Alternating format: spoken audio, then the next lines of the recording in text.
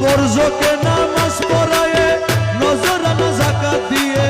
যোগে নামাজ পড়ায়ে নজরানা যাকাত দিয়ে তোমার কদম কাবায় হজ করাইয়া হাজি বানাইও তোমার কদম কাবায় হজ করাইয়া হাজি